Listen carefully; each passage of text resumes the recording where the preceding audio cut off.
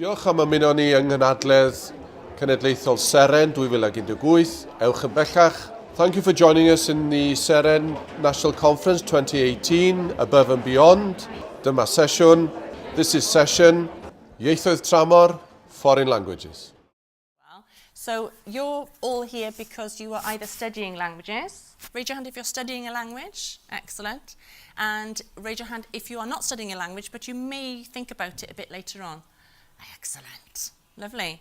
Right, so my name's Carolyn. You can't really see that there because it's a bit light. Carolyn Goodwin. So I have been asked to do a little sort of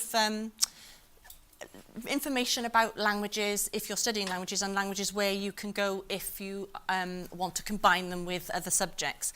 At the moment, I'm called an educational consultant, which sounds very posh, but it's not really.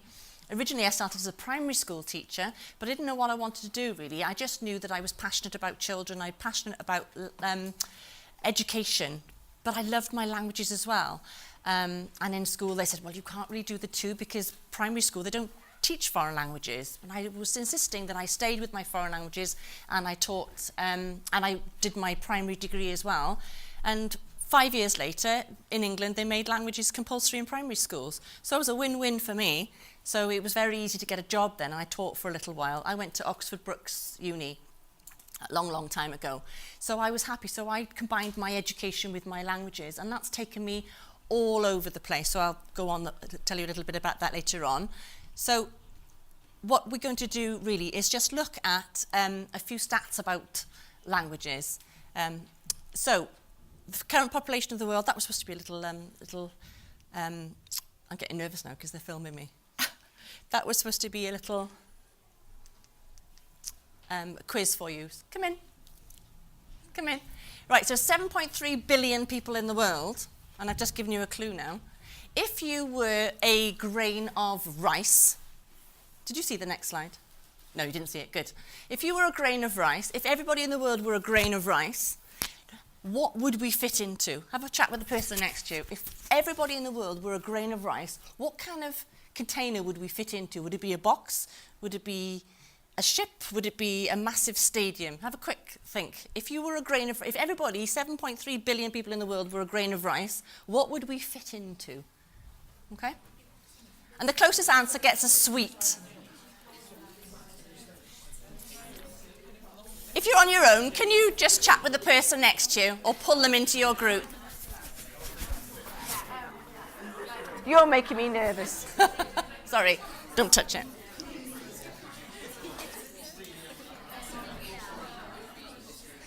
Okay, what do you think it would be? Some answers.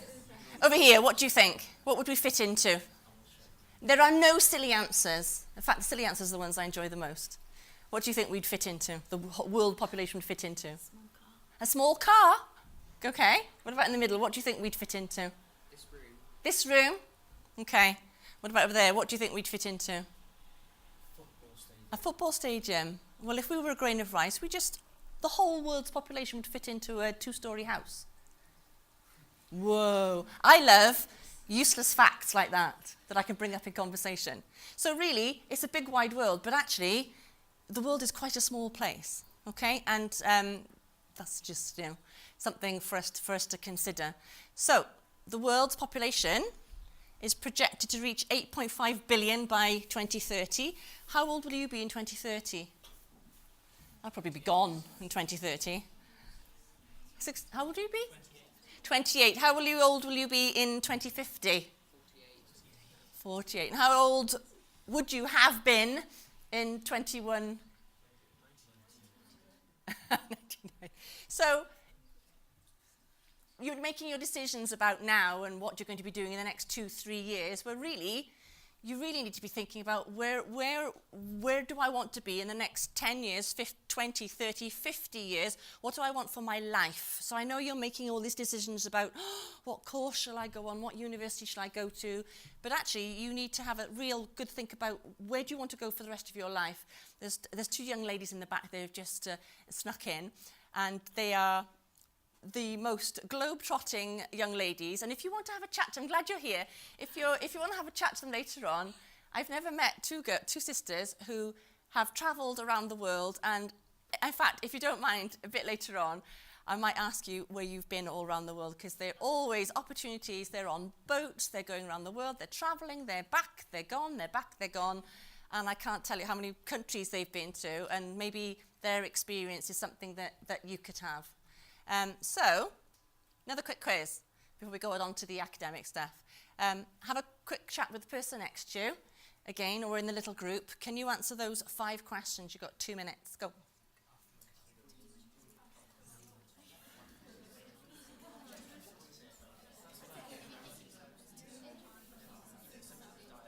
I love just listening to the discussions that are going on. It's great. So how many living languages in the world do you reckon? Shout out. 6,000. Spot on. Woo! You can have a mint for getting that right. Just the one, mind.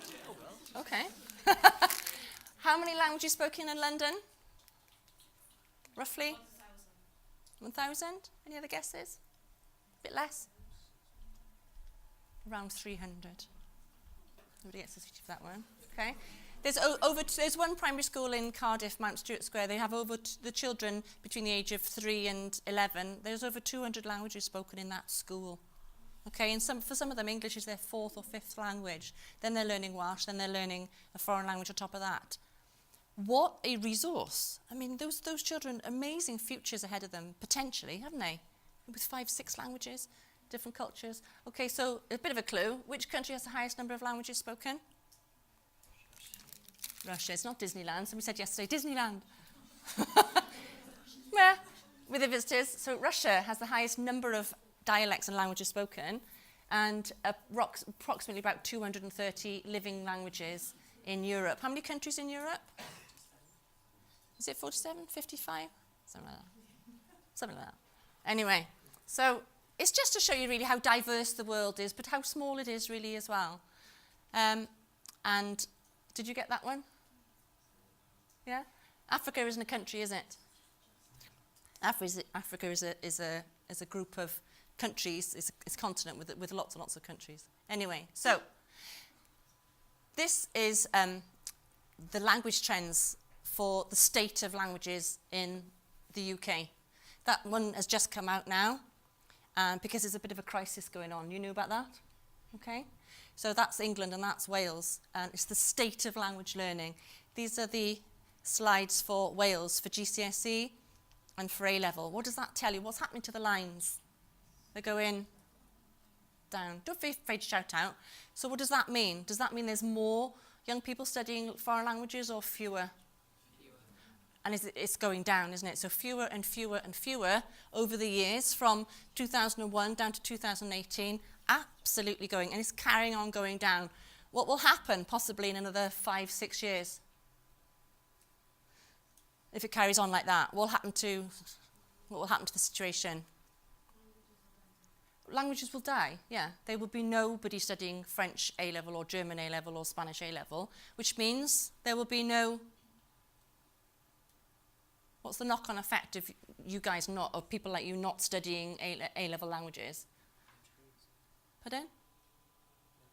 Yeah, it'll have a knock-on effect. There'll be nobody studying those degrees. Then there'll be nobody... So it's a bit of a crisis, isn't it? Okay, so it's that's the state in England as well. So this is really, really, really bad news. Who's it bad news for? If you don't speak, if there's nobody in the UK speaking languages, it's bad news for... Oh, you're such a quiet group. I'm going to get you jumping up and down in a minute. It's really bad news for business, isn't it? And the economy. Really bad news for the economy. Okay, there's a bit of a crisis going on. But it's really, really good news for... Who? You. That's right. Okay? So it's really, really good news for you. Why is it good news for you? You'd have to shout out. I'm a bit deaf over here. Exactly, because there are fewer and fewer people speaking languages, so you are going to be pretty special, okay? That's you there, okay? That's you, the shining light, okay? So you're going to have a skill that very few people have. The last time I was on an interview panel for a primary school. There were 120 applications for one job. So that's a lot of demand because there are a lot of people who wanted that particular job. But if you are going for a job where they need languages and there are very few people who have language skills, you're going to be it, aren't you? Okay? So it makes you very special. You should be very pleased. Can we all smile? Because it means you are very special and you are very desirable in an economic way. So, and there's the slides for boys and girls, for male and female. So there are very few boys and men with language skills as well. So if you are studying a language and you are male, you are infinitely more employable than the average young man that's also going for that job, statistically. So that should make you happy as well. Okay? Put your hands up if you're happy. Excellent. That's 3/4 of the room anyway. So, another quick quiz for you, so I can stop talking. Can you have a quick look at that one? Chat to the person next to you. Shout out now. Come on, confident people. Us linguists are supposed to be confident people. What percentage of the world's population does not speak English as a first language? 75. So 3/4 of the world, 3/4 of the world, of those 7 point whatever billion people, do not speak English. Can you see the possibilities here for you guys? Yeah? Brilliant. So it's not just the languages, we'll do this a bit later on, but people say, oh, everybody speaks English, it's fine. They don't. So you are going to be very, very in demand, okay?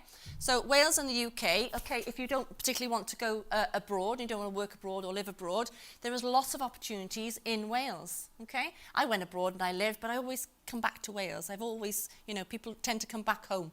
So do you know how many foreign-owned businesses there are in Wales that we do regular trade with? Roughly? Shout out. 50? 100?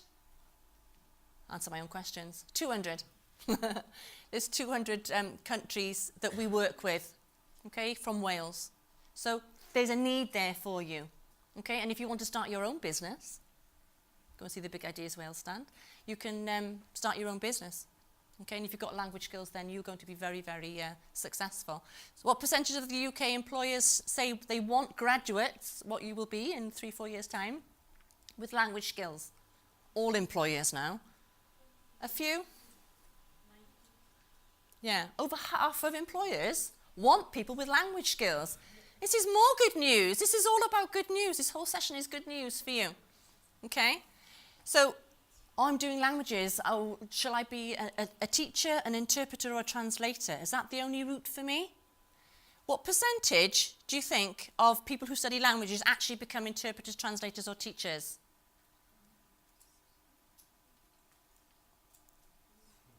It's surprising, isn't it? You think, oh, languages has got to go down that. Absolutely not.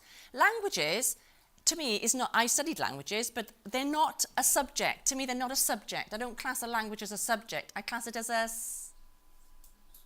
skill. That's right. So a language is just a passport to take you wherever you want to go. So if you're interested in science or history or art or photography or sociology or psychology or maths or physics, or it doesn't matter what you're interested in, what your passion is, if you combine it with a language, it just means you can do what you love anywhere in the world, anywhere in the country, and you are going to be more desirable than the person next to you. Do you see what I mean? So it's a passport in your back pocket. What can I do with French? I'll be a French teacher. Well, I was a French teacher, but no, there are so many possibilities. When I was in school, I wanted to do physics, biology, maths, and French, and I wasn't allowed because it was you're either languages and arts or you're science. Well, nowadays, careers don't promote that. They say do what you want, do combinations that you want, okay? So, German and French are very, very popular. Put your hand up if you're studying French. En français, qui étudie le français? Excellent, très bien. Baissez les mains.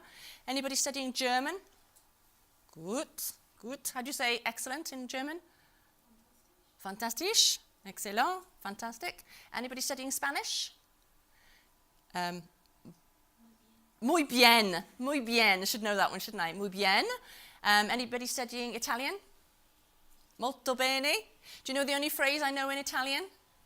I studied it so just for fun. Non sono sposata perché sono troppo brutta. I'm not married because I'm too ugly. But, oh, thank you for that sympathetic, oh. But silly things like that, they are icebreakers in a situation, aren't they, where I do come across Italian people. We were in Portugal in the summer. There was a group of Italian people, and they were having a good time. We wanted to join in. So we just sort of had a bit of a chat, and then I said, oh, do you know the only phrase I know in Italian? And the table broke into laughter like that. It broke the ice, and they said, come, and so we drank champagne, and we made new friends. But it was an icebreaker. Do you know what I mean? So something like that. So languages, if you've got language skills and you can just throw a bit in, it's an icebreaker, and that's what employers really, really like, because you have those skills to break the ice with people, with clients, with companies. You're more personable. You know how to communicate. So there we are. So 7 out of 10 companies want people with international experience. Doesn't mean necessarily speaking languages, that you have lived abroad, or you've gone abroad, or you've done an internship, you've had some kind of international experience or exchange. It's really, really important. Do I seem shy? No, but when I did my A-level language, I did A-level French in Carmarthen, my French teacher said to my mother, I haven't heard Carolyn speak French since year 7. I knew it, but I was so intensely shy that I loved French and I loved speaking it to myself, but I couldn't utter it in a class or in front of people. I was so shy, but I loved it. So I sent myself abroad. I went to university and I just sent myself abroad for a year, threw myself in and thought, what have I done? What have I done? In this little room, you know, going to university in Nantes, and bit by bit, like a little flower, I didn't realise I started to grow and flourish. And when I came home, people said, she's a completely different person. I hadn't realised. I'd had to cope on my own. I'd had to sort of hire cars, go into companies and talk to people. I'd had to make friends. I'd had to go shopping. I had to open a bank account. I'd had to socialise. And all these things very, very gradually changed me and developed me as a person that I didn't realise, okay? And has opened up opportunities then to do presenting and things like this now. So I really wish that for you as well. If you're a quiet, nervous person, throw yourself out of your comfort zone and say, right, I'm just going to do it. What's the worst thing that can happen? Get in a plane and come home. So, you know. So these are the 3 languages that are also most in demand, French, German and Spanish. Why have I put that slide there? Come on, it's a bit obvious. The world is your oyster. Have you heard that phrase? The world is your oyster. Okay? You've got your whole lives. I'm very jealous. You've got your whole lives in front of you, and it's not just about academics. It's about what do you want for your life, for your personal life, for your personal development. What do you want to see? Where do you want to go? Where do you want to live? You know, what do you want for your life? And your career, to some extent, dictates that, doesn't it? Yeah? So, lots of industries that you can use your languages in. The Careers Wales website is really, really good. Go onto the Careers Wales website and see where your languages take, or just general sort of careers advice. I've pinched this from another presentation. 37,000 courses to choose from. I don't envy you. Your choice is huge. Your dilemma is narrowing it down, isn't it, to where you want to go and what you want to do. But remember that careers are not permanent choices. So any choices you make now of university and courses, I guarantee you won't be doing that exact thing in 20 years' time. You will have several job changes, several changes in career. So don't stress or worry. As long as what you're doing now, you really, really enjoy it, and what you're going into you really enjoy, you can always take a step back and change direction. You know, like a car, you just indicate left, you think, well, do you know what? I don't want to go that way, I want to go that way. And it's fine. Changes in career, changes in choices, as that is normal and natural, and that's what will happen to you. So basically what you want is not a job. This is what you want to build. What is it? It's a toolbox. And what do each of these tools represent? Skills. That's right. So basically you want to go through university and pick up lots and lots and lots of skills. And these kind of soft skills, what do you think C is? The soft skills that employers look for and that will give you a successful and happy and fulfilled life. Yeah, I mean, it's not right. It could be creativity, communication. What's that one? Do you think that is? Critical thinking, right? These are all skills that you'll pick up by working abroad or meeting international people. What about that one? Teamwork. Adaptability. Flexibility. Innovation, yeah.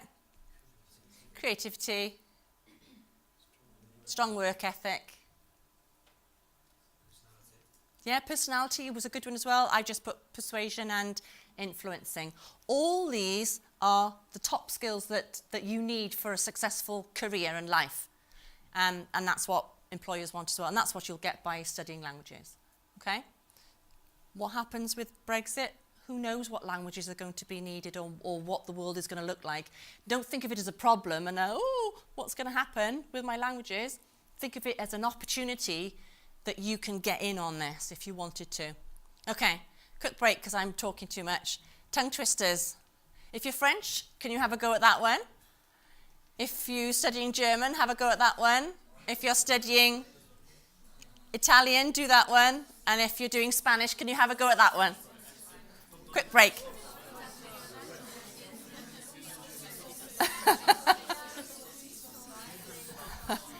I can hear a lot of lisping going on. How much for coffee? 444.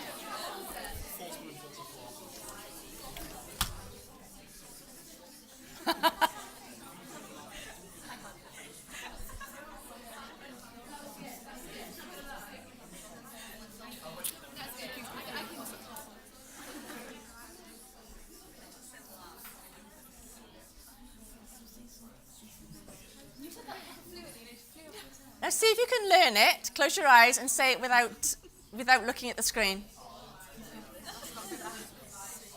Combien de sous sont 606 et 606 sous?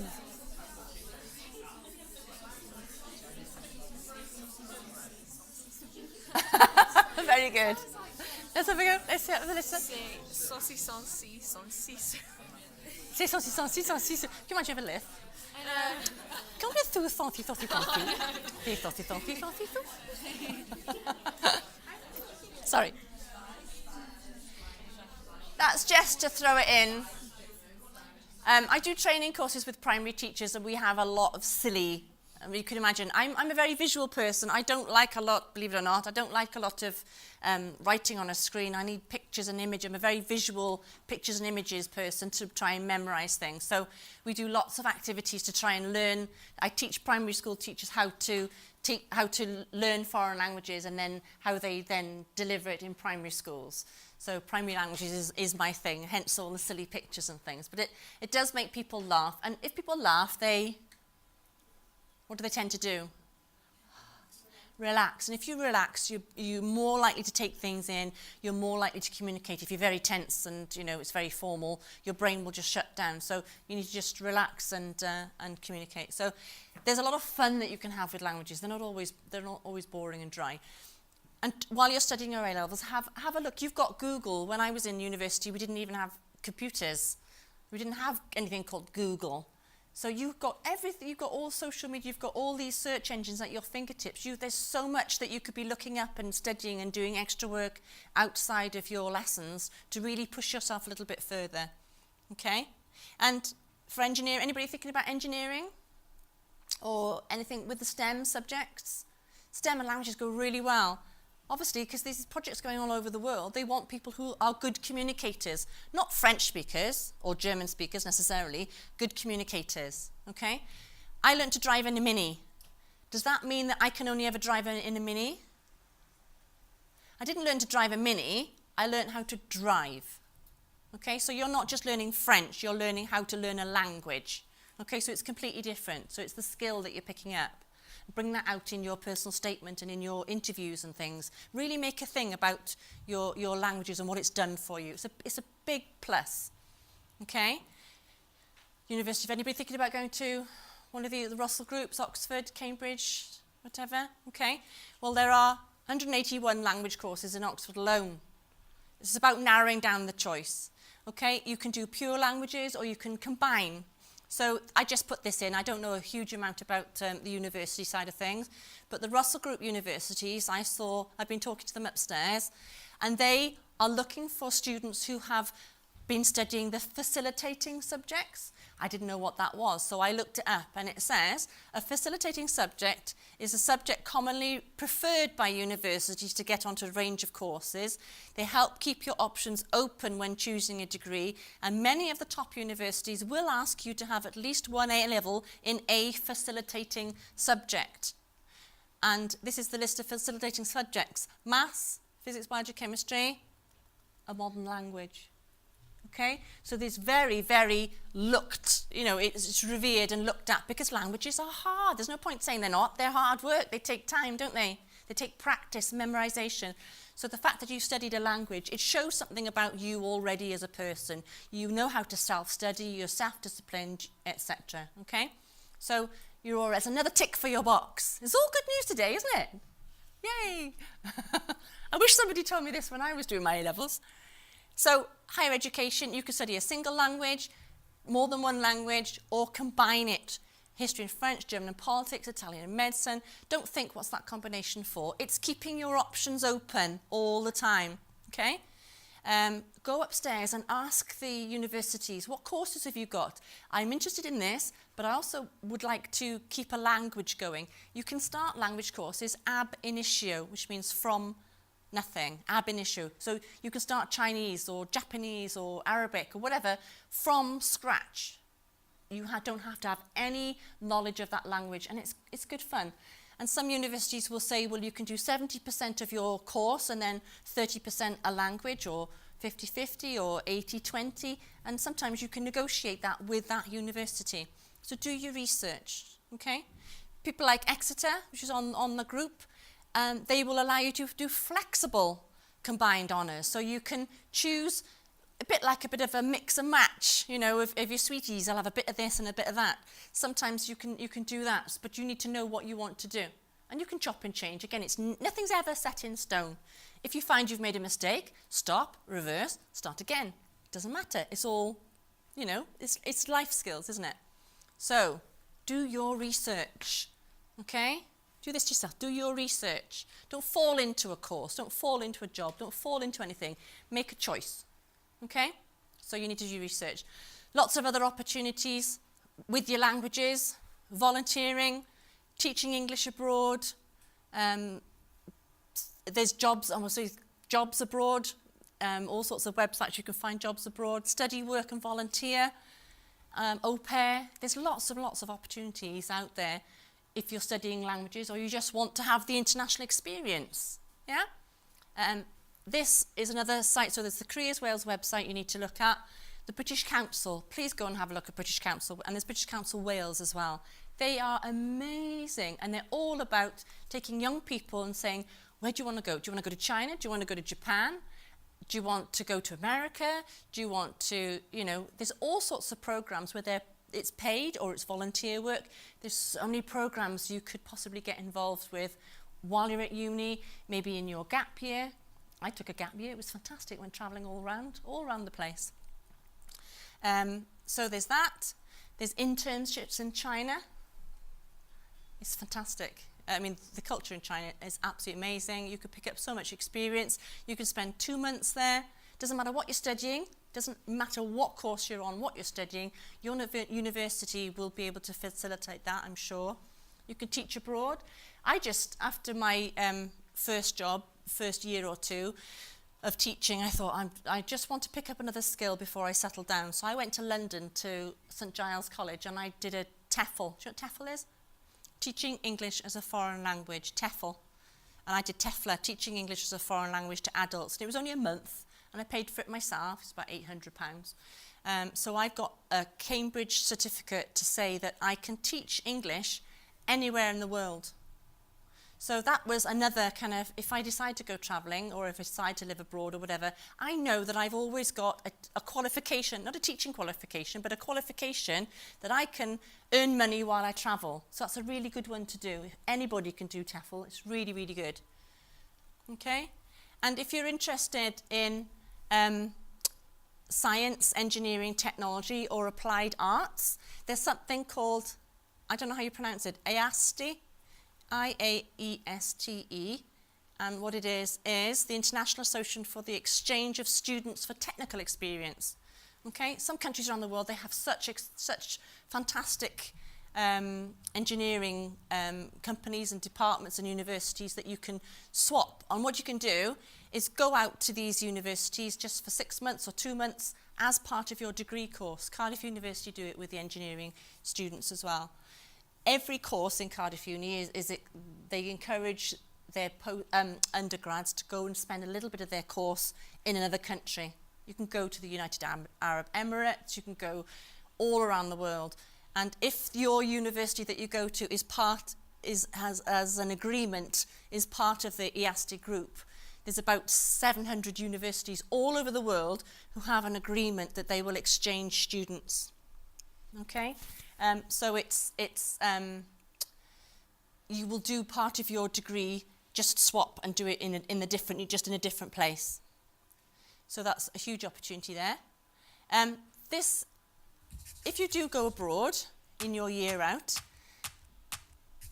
this young girl is going to tell you a little bit about Sophie, it. And I study but she's French not, and because Spanish. there's no volume. I decided to take Yes, there is. languages at university there's not. because it was always something that interested me, and I thought that We sorted this out was a before, great didn't we? aspect. So I shall put that on pause for wanted 1 to go second. away from Sophie you. is supposed to be telling you about her year out. Never mind. So I'll come back to that slide in a minute. If you want to do some extra language to help yourself, extra study to help yourself, so you read it when you're orals now, when you're gone brain dead, your speaking exams. Do you know when they are? Okay. If you want some extra help, Roots into Languages, that's the third website I want you to go on. Every single one of you, if you're studying a language, you must go on. Do you know about Roots into Languages? You must go on that website. It's based in Cardiff University, but there's a whole website, and it's all for A-level students to help you study. And they've got blogs. They've got students that are from Cardiff University studying languages, and they are now on their year out, and they're all over Europe and the Americas. So they're currently doing their year out, and they're linked with Cardiff University, and they do a weekly blog. Sometimes some of it's in English and Welsh, and some of it's in the foreign language. So you can follow these young people and see what they're doing, read and do some extra language work. It would really, really help you. Do you know about this? No? I think your teachers need to know about this, because they could do it in your lessons, couldn't they?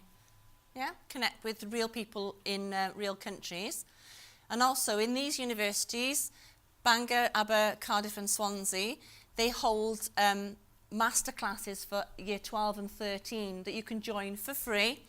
They start in January. I spoke to Ruben, who's Roots into Languages in Cardiff, and the teachers could take you along, or you can cycle out there, get the bus. It's usually between 2 and 4 p.m. on a given day, and the timetable will be up soon. And you can join the university in their French or Spanish or German sessions, and they'll put sessions on specifically to help you get a better grade in your A-level. They'll do some free tuition for you. So that's really, really good, and it's really helped some A-level students really push their grades up and get more confident, and get a taster of what university is like as well if you were to study languages at uni. So if you're anywhere near these 4 universities, it's free and you're very welcome to go along. Just contact them.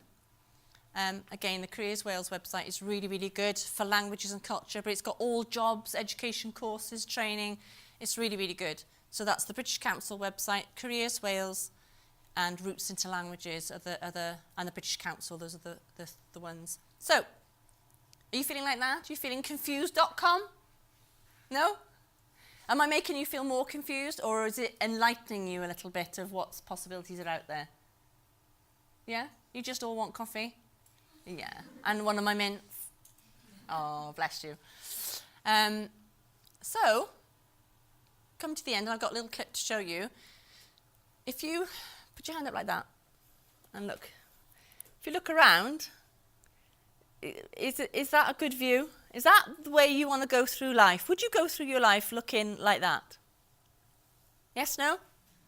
Don't you nod your head. If you go like that through life, you will miss out. If you don't know what's out there, you won't be able to make a choice. If you don't consider what is out there, you can't make a considered choice. Okay? So don't look at the world and your courses and your life like that. You need to look at it like that. Is that a better view? Yeah? I've been there, and I've been on that boat, and I've sailed around. Do you know where that is? What does it look like? Thailand. I was born in Thailand, and we lived in Laos for about 5 years when I was little. My dad was a medical, he's a paediatrician, but he was a medic, and my mum and dad went out in the 60s and set up literally a jungle hospital in the middle of nowhere in Laos. And their second language, the first language is Lao or Thai in Thailand, and then they speak English, but their third language is, it was a French colony. So in Thailand they all speak French. It's like, yes. So traveling around Thailand, if I couldn't speak Thai, they couldn't speak English, then we found, a language that we were both comfortable with. Such an experience. Put your hand up if you would like to sail around Koh Samui. Yeah. If you could do that in a gap year or a year out, or if you could go and work there for 6 months, or you could have a international placement. Yes, please, I'll have that, rather than stay in, rainy old Britain. So think about it. Your course can also take you places and the experiences that you will have. It will change you as a person. All these countries at your fingertips there. So, I don't know why I put this up, but I like this because my future, I didn't give a huge amount of thought to my future. I just thought I'll fall into that uni, fall into this, and I fell into things. Well, I would do things differently now. I don't know what I want to do. I'm 18, if I was 18, but I would think, what do I love doing? What am I good at? What can I get paid for doing? And if I could do something that the world needs, then you will find your purpose in life. What's our purpose in life? All these big philosophical questions. But do something you love. Do something you're good at. Do something that you could be paid for. Because often we might do things we love in our free time, and we just do these two with our job. No. Why not? You've got to do something that you love in your job and be paid for it, okay? I love doing this. I love talking to young people, and I get paid for it. They were robbed, weren't they? Anyway, so if you can do something that you're passionate about in another country, in the sun, meeting all these fantastic people, making friends for life, developing you as a person, picking up all these skills, like a supermarket dash, with a trolley. You're picking up all these skills and you come back with a big trolley full, whereas your friends who've stayed in the UK probably won't have that trolley full of skills. So if I can get the sound going, I'm going to show you a little clip. But these are the websites. I don't know if you've got a pen. You might want there's pens here. Just have a look at these websites. Routes into Languages. Their stand should be upstairs, but they weren't there yesterday, but part of Cardiff University. So Roots, British Council, Careers Wales, and just do lots and lots of research yourself.